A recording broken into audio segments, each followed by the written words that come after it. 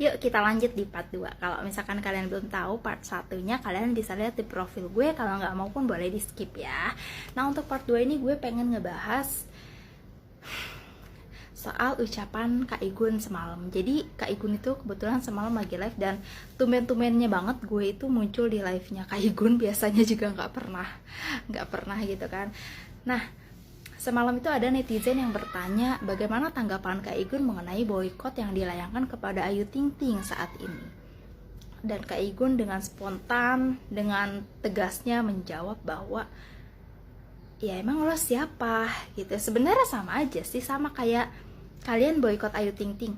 Emang kalian siapa ngeboykot Ayu Ting Ting gitu. Emang kalian yang ngasih makan Ayu Ting Ting. Emang kalian yang mengasih jatah bulanannya Ayu Ting Ting gitu.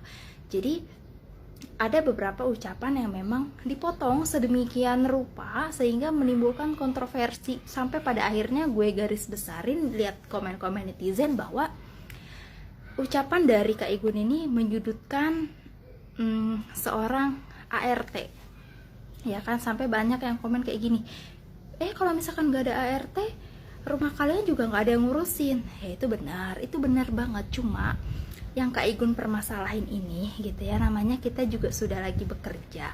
Udah kita fokus aja di kerjaan kita, paham gak sih? Kita fokus aja di hidup kita, gak usah kita ngurusin orang lain, ya kan? Apalagi itu berdampak buat keluarganya juga gitu loh. Dan dibilang kalau ART gue main media sosial udah gue pecat, apalagi ngejelek-jelekin orang. Sebenarnya konteksnya ini semua orang berhak main media sosial, cuma digarisbawahi bahwa Kak Igun bilang apalagi menjelek-jelekan orang lain.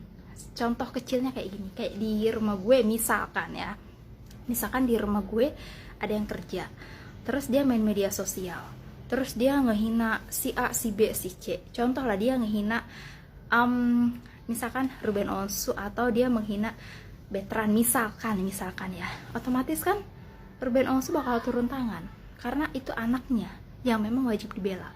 Dan akhirnya apa? Ruben Onsu mencari keberadaan si orang yang menghina ini, dan orang yang menghina ini ternyata kerja di tempat gue.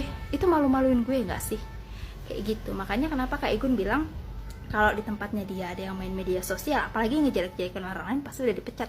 Sama sayang, di tempat gue juga pasti kayak gitu. Kalau ada yang kerja di sini ya, sayangnya di sini nggak ada yang kerja, jadi aman-aman aja. Nah gitu ya. Jadi yuk kita intinya berpikir lebih cerdas, jangan sampai kemakan omongan yang kalian belum tahu kebenarannya seperti apa. Ya, come on, ini udah tahun berapa sih